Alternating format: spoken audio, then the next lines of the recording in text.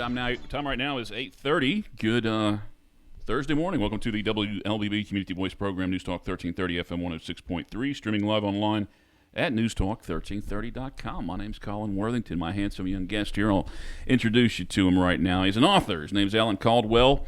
Today we're going to promote his brand new book called However Small and Hidden. He's a retired educator, freshly retired, and spends much of his free time outdoors or reading. He is a Carroll County resident. He's been married to his lovely wife, who is with us this morning as well. Her name's Brandy. Been together 35 years. We've got one son, Caleb. He's a firefighter. Daughter-in-law, Chelsea, who's an emergency room nurse, and two grandsons, Asher and Breck. And Alan has been collecting stories mostly about his family for over 40 years, but has just begun writing them down the last 2, 3, 4, 5 years, I guess. And this morning, a collection of those stories we will talk about. Again, this book is called However Small and Hidden. Good morning. Good morning. How you doing? I'm doing great, and good to see you again. Had Alan in here last week. We could have done that, turned that into a show, I think, right, as we talked for a half hour. Met he and his wife about a year ago here in Carroll County at an Optimist Club organization, and both are very engaging, and so I imagine that probably shines through in the book. I'm letting everybody down this morning. Brought the book to me last Wednesday, and I said, oh, man, I can read this in 2 days, no problem. Took a road trip to West Virginia, got back Monday night, Tuesday, had elections and something else, and I haven't even read it yet, so I'm real embarrassed about that. But as I say, our conversation last week, I have no doubt you're going to be able to fill this half hour. And, well, I hope so. Yeah. Look, now he's all I have no trouble quiet. talking normally, but I've never had a mic in front of me, so it's kind of weird. I want to remind everybody we are on the News Talk 1330 WLBB Facebook page this morning, so any questions and comments, feel free to put those up. As far as your introduction, about who you are, anything else you want to throw out there? Well, teaching was my life, and it's sort of weird that now I'm not that thing anymore. So, if you start teaching in 1994 and then full-time in 1995, and as it got close to the end, I'm like, well, I still love this, but I want to do something else. So, but it really won't feel weird until it's time to drive off for school in August, and I don't go, and I'm sitting at the house going, well, what am I now? So, yeah, a little bit, concerned about that, but I think it'll be okay. You'll have more time to write, and more time to wander around the woods. Yeah. Well, tell us how we got to this collection of stories. I mean, you've been writing some short stories for a while. Again, this one is culminated into However Small and Hidden. But talk about it's a series of short stories. Well, it is, and I think that part of it is because I think our attention span has sort of waned over time, and I think that flash fiction is a really new thing in literature where people are trying to write things in 1,000 words or less. So if you read slowly, then you can read it in 5 minutes. You read quickly, you can read it in 4 minutes. If you're a bathroom reader, you don't lose your place. No, I really always like short stories. When I look at my favorite authors, and even though they were novelists, I really like the short story collections, whether it's Flannery O'Connor, or Faulkner, or Hemingway. Although they were known as novelists, I think that they were writing better when they were writing short stories because they had to be more compressed. So I've always wanted to write short stories, but I never really wasn't sure that I could do it, and I guess I really didn't have this steam. And then I wrote a couple of stories. My wife's like, "This is really great," and I'm like, "No, it's not really great." So if you're my wife, you have to say that. She said, "No, you really should do something with this." So May of 2022, I started writing stories. I started submitting them, and I'm like, nobody will like this. And I ended up publishing over 50 short stories and essays in various literary journals and magazines. So was really successful at that. I don't think I'm great at telling a story. I think I'm great at remembering stories I've heard. And so I sort of relayed those. I grew up around some interesting characters, and then had some interesting, personal stories. So I started just writing down the stories I knew, stories about me. And I think that when I would read stories from someone like Hemingway, I was like, well, I really want to know why he's writing this, because you can see his father in it. And I'm like, I wish he had written a memoir first, and then I read the stories, because I'm trying to find, trying to listen to or read the stories and say, well, this one is about his father, like Fathers and Sons or Indian Camp or some of those stories. And so I said, I want to write a book which I talk about me and my life, and some of it's, pretty harsh. And then I want to write stories you can say, oh, this is where that story came from. It came from his life. And I think writers do that. They write about their life, and they put them in metaphors, and they put the characters they create as an amalgam of people that they know in their real life. So I really always wanted to do that, and I've always been a fan of short stories. And I figure anybody can, put forth the effort to read something for 4 or 5 minutes. Alan Caldwell, our guest this morning, author, and a brand new book called However Small and Hidden. And I talked to you about this a little bit last week. What gives the author? I mean, you have to be honest when you're putting some of this stuff out. You got to be honest with yourself and honest about yourself too. And all those stories may not be may not make you endearing, may make people uncomfortable. Yeah, about your family. From some of those stories, it may be uncomfortable to be around and to read. Right. I mean, there's stories about me and about mental health and depression, and there's stories about my family and some stories about my father and mother. Some not very positive stories. I mean, my father was a pretty negative person, and there's stories about him in there. And then as you look through the book, you see him appear again as the antagonist in some of the stories, even though he may be more symbolic later. So, but you'll see the first 30 some odd stories are autobiographical, and they're essays, memoirs, some of which have been published in literary magazines and journals. And some are about me and about the family, and some about some of my experience with teaching and some of the kids. And some of them are pretty dark, but some of them are not. Some of them are funny, and some of them are uplifting. So I just tried to tell the truth. Did you have to write anything additional for this book when you decided you were going to write this book? Did you have to write any to kind of insert in between some of the stories you already had to tie them all together in some way? I wrote about 120,000 words of stories in that year and a half period. And then I wanted to make a collection. I always did. And I wrote for a magazine, Close to the Bone, and there's a guy named Craig Douglas who's a publisher of Close to the Bone, an English publisher, and he loved my stories, and he said, you should put a collection together. And so all the stories were sort of connected, and so I sat down with the 120,000 words of stories and narrowed it down to the 85,000 words that are in the book. So I tried to put the ones, it may be a little bit self-indulgent, but I wanted to put, here's me, because it's like Thoreau said, he asked for every author to tell the story of himself first. And so here's me, and then I wrote stories that I'd heard and that I grew up around. Stories that if you're Southern, everybody in the South is a storyteller, or a lot of people in the South are storytellers. So I remembered all those stories, that I grew up around, my father and his friends, etc. And then I told stories about my paternal side of the family, and then stories about my maternal side of the family, and then about people I knew outside the family.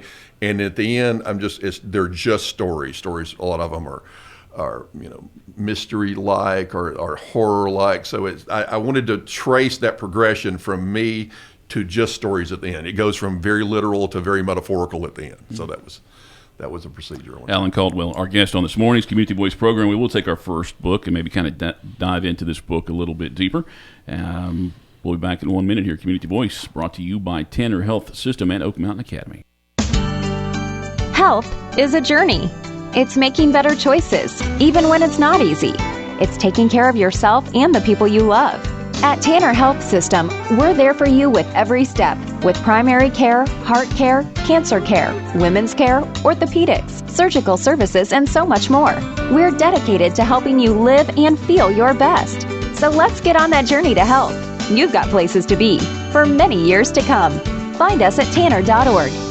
Oak Mountain Academy is an innovative school of academic excellence celebrating over 61 years. I'm Patrick Uran, head of school, inviting you to join us on the mountain to see our mission and vision in action. Academic excellence, a faith-based environment, and dynamic opportunities are just a few of the reasons our families choose Oak Mountain Academy.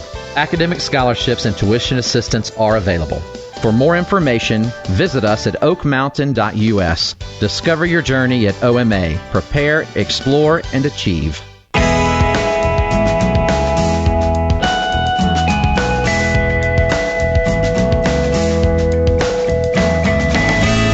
Time right now is 8:40. Welcome back to the Community Voice program. My name's Colin Worthington. We're talking with Alan Caldwell, local author, Carroll County boy. He's written a collection of stories called However Small and Hidden. And I believe Joel's showing a nice little picture of that on the News Talk 1330 WLBB Facebook page right now. So if you're, just to remind you, we are on the News Talk 1330 WLBB Facebook page. I think it'd be interesting, the people that do know Alan, to post up there. I'm amazed. I wouldn't be surprised if they'll share some stories about you as well. Maybe some stories you can put into your second book. Well, we did talk a little bit about However Small and Hidden in the first segment, but are there any kind of stories that you feel comfortable sharing right now of these stories? A synopsis of some of those stories. I should have looked at Amazon and seen to look what the descriptions are and what kind of novelist they called you, what kind of writer they described you. Well, one of the interesting things about the book, if you're from the local area, is that a lot of the settings are in Carroll County or at least in West Georgia. So I mean, there's a story, Stripling Chapel. It's about my uncle lived off of Stripling Chapel on a road, and there was a dog that had been run over, and it tells a story about him putting the dog out of its misery and about the community that's around there. So there's stories that are set around here, and some of them are really positive about some really great people, and then some are pretty negative. And I really struggled about whether I was going to tell some of the stories. Some of them include all the prejudices you would expect at the time. And I talked to some people that are very important to me, people I worked with, a guy named Chet Forsh, who's a legend in education in Douglas County. And I said, some of these stories are pretty dark. And I told him one that had some serious racism, is it? And he said, boy, he said, just tell the truth. So as far as in the individual stories, I mean, there's a story about my dog in there. I mean, it's got, you can't beat a good dog story.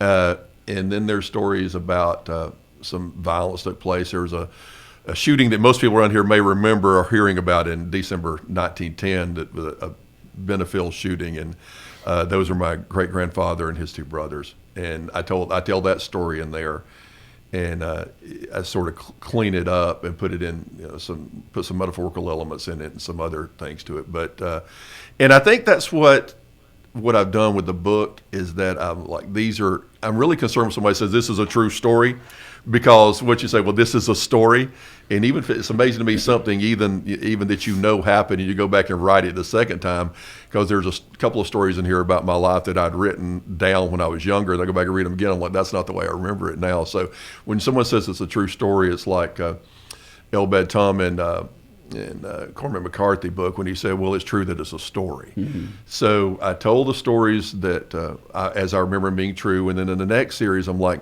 well, these are somewhat true. They're somewhere between 60% and 99%. So a lot of the stories are maybe too true. I don't know. So I'm really hesitant when someone says, well, this is a true story. I'm like, well, this is as true as your memory. I mean, we played that game when we were a kid, the Chinese whisper game, whatever they call it, the game where you tell someone is told a story and they're asked to pass it along. They still do that in functions now. Yeah. I mean, for educational purposes, right. Just to show you, I mean, in journalism classes and things, just to show you how that changes so much. Right. So it'd be interesting if I've always wondered, I said, is this story that I remember, if I saw it on video, would it look like this? And stories were a way to transfer ideas and ethics and morals, and the story became bigger than itself. Stories did over time. So I'm a big fan of just, here's a story I've heard. What is the meaning behind it? What is it trying to convey? And in this day when everything's on film, you're like, maybe you lose some of that. Maybe it's good that you don't know exactly what happened. When you're intent, when you sit down and say, today I'm going to write a story, right. I mean, do you have that? Do you have a certain plan out? Are you going to find a conclusion at those stories? And I imagine, just talking to you, that there's going to be like entertainment throughout that story. There's going to be little stories about the characters more so. Do you have to have a conclusion at your stories, do you think? Well, some of them end sort of open. I try to, if there's doesn't have to be a lesson at the end. No, there's not. I think if you intentionally sit down as I'm going to say, I'm going to convey this moral in this story, you're going to end up not doing it very well. A lot of them I've written and I had in mind something, and I look back later and like, well, I see that, but I also see something else. There's a story in there called Mount Avery, and it's about, on Jones Mill Road where I live, there's an old cemetery there, and it was a black church back in the day, and I used to walk there. And then I started looking into that story about that church and stuff, and if you get a chance to read that story in there, it's about that particular place. And I wanted just to tell the story about the place, and the end I'm like, well, there's a whole lot of stuff here I said that I didn't remember saying in terms of meaning. So I think sometimes if you're writing, you have an idea about what's going to come out and something else comes out instead. And I think that's okay too. So you and I talked about your father, who's going to be a figure in this book. People will be interested in, and I don't know how much about him we want to give away, but I mean, that positive or negative, I mean, it seems like your father and maybe even your grandfather had a pretty impactful, were impactful in your life, but not for the right reasons. And you somehow, best I can tell right now, I mean, you're a halfway decent guy. For the most part, I think that I mean, you wonder about some of those people in the past if they'd had the right kind of treatment. And I'm not talking about just medication, but the right kind of therapy. People that had trauma, if they would have done the things that they did later. So you wonder. I mean, my father was. I mean, there's no question to me he was rapid cycling bipolar.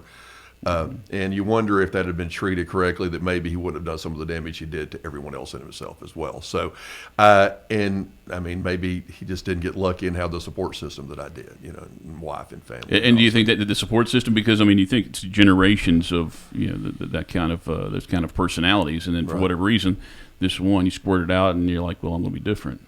Well, everybody has a purpose. Some of it's a bad example. So I think sometimes you're like, well, this example was bad enough. I'm going to do everything I can to not be this example. And you talk about ended generational curses.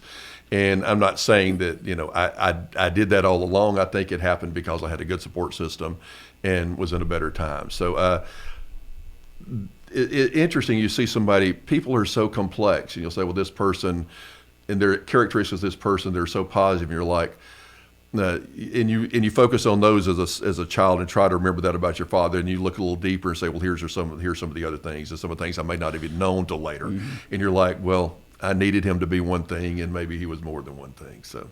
And you did last week. You did credit your wife too. I want to give her a big shout out. There's no question. Like I say, she's the one that told me you're a good writer. I mean, I'd written eulogies unfortunately for students that had died and stuff, and some of that is in the book, and some of it's really sad. And she's like, "You're such a great writer. Why don't you write something like nobody wants to read my stuff? Nobody wants to read Southern Gothic stories in 2024 anymore." And maybe some people did. It's not going to sell a whole lot. I mean, it's not a romance novel. It's not a beach novel.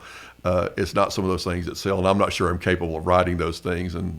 But I'm like, these are stories I've heard, and there's 106 of them in there. So that's how brief some of them are. So I'm hoping that I've been getting a lot of feedback. I've had friends that have read these, and it's got a lot of good reviews on Amazon. I think it has 30-something reviews, and it's still at the 5-star. Well, who doesn't like Southern Gothic now? I mean, again, even when when I was growing up in college, I mean, I still at least like to hear my friends tell me the stories. Right. My Southern friends tell me their stories, and I think now an old man of 52, I definitely like to hear all that because it is history. Right.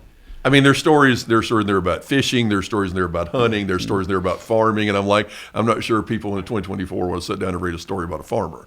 I believe it. I think they and do. Maybe I'm wrong. There's some good stories there, and all those people had tales to tell, and their lives had examples in those lives. And I think that you can look at them and say, well, you can see yourself in them. I mean, like C.S. Lewis said, we read to know we're not alone. And you look at the story, and even though it's not about somebody that or someone that's like you can say, hey, I see this person struggle with the same thing we all do about being human.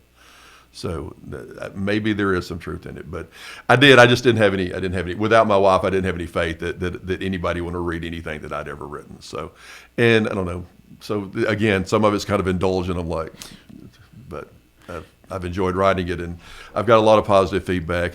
I have a big support system of former kids. I taught 30 years, and I was sort of the teacher a sort of a choice theory teacher, and I had a lot of kids that are very devoted and kids that I love very dearly that are friends now, and a lot of them read the book. And so I'm not sure that all of my reviews I've got are because the book is so great, or this is the kid that said, oh, this is the teacher that didn't write me up when I should have been written up. So I have a good review. This is a teacher that gave me 6 chances to write that essay when I didn't have, so I don't know that some of the positive feedback is necessarily about the book, or it's just about things that I had done as a teacher. And I've noticed, I guess in the last 10 years is when this kind of picked up, where it feels like anybody who wants to write a book, has easy access, and it's not downplaying what you've done here, but it seems like more and more people have easy access to publishers and things. Right. Well, it's easy to self-publish now, and I thought about doing that, and I said, no, I guess there was part of me wanted to go, well, I want somebody else to tell me that it deserves to be published. Yeah. And I don't know that that's because I've read a lot of self-published books that are amazing. And so when this guy from Close to the Bone said, I'd really like to publish, I'm like, that's great that somebody else thinks it's worth being published. And had a couple other minor publishers, look at some of the stuff and offer to publish, but he wanted to do it in a hurry. He designed the cover. He did all the editing, the beta reader stuff.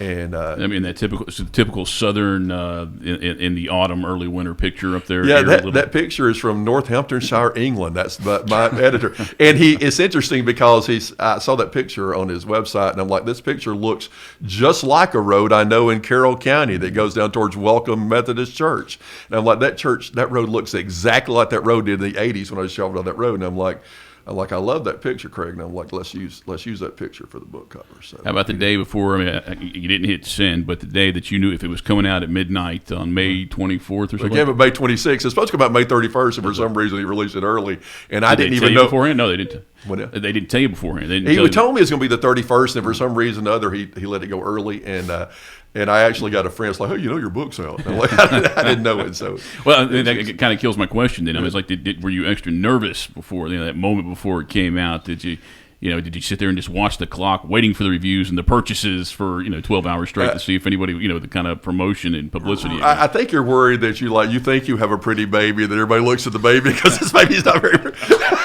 So that's the way I looked at the baby, like, maybe my baby's not that pretty. So it came out, and it's only been out 3 weeks, and and it's not. I mean, I'm not selling millions. I sold about 200 copies of it in 3 weeks. Just needs the promotion, man. Yeah. So but I don't. If somebody gets something out of it, I had somebody that, and I don't want to get too emotional. I had somebody messaged me last night and said, "I saw my father in one of your stories," and I'm like, "I'll win." Yeah, I win. Just for that, it was it was worth it to say, that person to go, well, I'm not alone. So if that, if a few people get that out of it, then I'll feel like I won. Yeah, time right now is 8:51. Before we do take our final break here, how can people get this book? Is it on Amazon? It's on Amazon, and it's also on. You can get it on the Kindle version of Amazon, which is cheap. I think if you remember, even some days you can get it free. The Kindle version, it's $12.99 on Amazon, and I don't know what I'm going to make of it. I got my first little minor check. I told if I make anything of it, I'll probably try to find somewhere to donate the money. I don't think it's going to be all that much, but would you consider putting it on audiobook? Yeah, I would do that. Well, you want to read it? No, your voice. I mean, you've got the great voice, and plus, I think that the Southern dialect and things like that probably would be more fitting for those stories. I thought about doing that. I think maybe sometimes I read too fast when I have to read aloud. I was at the Writers Guild yesterday, and the great Writers Guild in Carrollton, by the way, and great people there. And we've had them on the show here plenty. Actually, they're wonderful. Now we were reading some stuff, and I read a passage aloud, and the people there are like, he read that so fast. I'm afraid I'd get nervous and read it too fast. So maybe that's not the. But I also wanted to, if you get a chance, I will be doing a book signing on the 21st at the Cultural Arts Center in Carrollton. If somebody wants to come by. Very cool. That's tomorrow, right? 21st. The 21st of July. Oh, July. Okay. 21st of July. Sorry. And I'm having another one on July 7th in Douglasville, and I think that'll be most of my former kids and stuff, and sort of a retirement party / book signing, et cetera. But the one in Carrollton will be on July 21st at 2 p.m. And that one in Douglasville will be more of a roast. It will absolutely be a roast. It'll be every kid that I picked at, made fun of, and hopefully helped will come in to try to make fun of their old teacher. So. All right, 8:53. We'll take our final break and come back and conclude our interview with Alan Caldwell. Again, his book is "However Small and Hidden," a collection of short stories. And I mean, if you can listen to his personality and listen to him tell stories, you can guess that it's probably going to be an interesting read. Mm-hmm. So we do encourage you to check that out at Amazon. I hope we've got 2 local bookstores here in town. I don't know the qualifications for them to determine that your book is worthy of their store, but hopefully they do consider that. All right, we'll take our final break again, come back with about 5-6 minutes here on Community Voice, News Talk 1330 WLBB, the show brought to you by Tanner Health System and Oak Mountain Academy. Health is a journey. It's making better choices, even when it's not easy. It's taking care of yourself and the people you love. At Tanner Health System, we're there for you with every step, with primary care, heart care, cancer care, women's care, orthopedics, surgical services, and so much more. We're dedicated to helping you live and feel your best. So let's get on that journey to health. You've got places to be for many years to come. Find us at tanner.org. The AP Scholar Journey at Oak Mountain Academy is designed to provide students with a clearly defined advanced placement curriculum track to earn a series of distinctions upon graduation. This journey enables academically prepared students to pursue college-level studies throughout 17 AP courses in 5 subject categories while enrolled at OMA. I'm Patrick Uran, head of school, inviting you to journey with us on the mountain. For more information, visit us at oakmountain.us. Discover your journey at OMA. Prepare, explore, and achieve.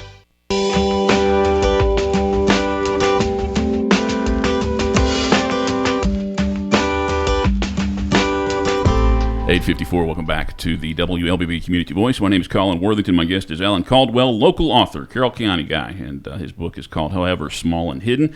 Hopefully we'll see it in the local shops. I guess no guarantee on that, but it is on Amazon right now, so you can look that up. And some people think you'll enjoy it. I think there's a lot of reviews on there, and they say it's halfway decent. We've got some comments here from some people that I do hope you know. A gentleman, Aiden Hartzog, says, best believe you're catching every stray I can have. Tanya Ledbetter, I had no doubt, amazing, complimenting your book. And Emily Hartzog said, I told you that you would be great. So she thinks you've done a decent job on the program this morning. Right. You haven't cussed or anything. No, I've been really careful of that because it's a teacher in the summertime. They start cursing as soon as the bell rings. You're saving it up. You've held it in all year, and you're like, oh, I'm saying it now. Well, we've got about 4 minutes. Is there anything? And I don't want to pull too much out of the book to to give anything away. Let me set you up with this question. As far as the strategy place, was there a strategy in placing these stories in order? I mean, do you have to put that first story in there to keep people gripped and make them want to read the second one and stick around for? There is. The first story that's in the book is about the students that I've lost teaching. I've lost 15 students, former students or current students, kids that were either in my class at the moment or that I taught in the past, including 4 suicides and some murders and stuff. So I thought I wanted to start out, and the first story is about them, and then actually the second story is also about them. So I really said I want to start out with something about these kids that and how much they meant to me, and hopefully somewhere the people that know them will have read it, or maybe somewhere they'll know that I still remember. And you and your wife had a student, I believe you both taught this guy, who I want to be best friends with. And hopefully if he's watching this show, he'll know that I want to be his best friend now, and he will reach out to me every weekend in the summer, offer me tickets to West Virginia Mountaineer football games. Yeah, I know a lot of former kids. We have probably one of our favorites has been like a son to us who will be playing football for West Virginia. He's a great athlete. So. That was selfish of me to bring that out there, even to mention his name. But it's cool. I remember seeing the article a year ago or 2 ago when he committed to West Virginia. Right. Out of Douglas County, and I did mean to. I think I even saved that snapshot so that I could possibly do a story on, again, selfishly talking about playing football in West Virginia. But obviously, you and your wife both have touched a lot of people as educators, because you wouldn't get these comments from students. You wouldn't want them sticking around and reaching out to you after you're done or after they've graduated. I think on my Facebook page I have 4,500, 4,200 friends, and I say 2,500 of those are former students. They have to be 18 years old. They can't be doing anything crazy, or I'll unfriend them. So I don't have anyone near anywhere near a current student, but I have a lot of them there that some of them I still have contact with almost daily. That's sending messages, and I feel like that even if I'm not teaching anymore, that in terms of formally, that I'm still always going to be a teacher. Very nice. We got 2 minutes left. Again, remind me of your book signings. What are those dates again? There'll be the one in Douglasville at the Cultural Arts Center in Douglasville is July the 7th at 1:30. And again, I think it'll end up being more like a retirement party, and they'll be part of it. The one in Carrollton will be July 21st at 2 p.m. at the Carrollton Cultural Arts Center. And again, thank the Writers Guild for setting that up. Setting it up. All right, very nice. Alan, good to see you again. Yeah. And lovely to see your wife as well. Glad that she came in. Thank you very much, and thank you for my official WLBB cut. Your parting gift. That's the main reason I came, was for this. Well, thank you, man. Thank you for the copy of this book. We'll make Josh go out and buy us one. Okay. You can still sit until we go, because we make people think we sit here for the next couple of hours, or we sit here for 24 hours till the next show. So thanks for coming in. Thank you very much for having me. Thank you for watching this morning's Community Voice. Tomorrow, I don't think we have a guest. So if you want to suggest somebody, send me an email. Send one to news@newstalk1330.com. No politics. Give us a break there on that. We'll take a nice little break. But if you got a nonprofit, or perhaps you have an event coming up, go ahead and send me an email. We'll try and get you on the program tomorrow morning. Otherwise, it'll be an encore presentation on that program tomorrow morning at 8:30. All right, time right now is 9 o'clock. Stay tuned right now for national news, and then Glenn Beck is on the air till 12 noon today. Have a great Thursday, everybody.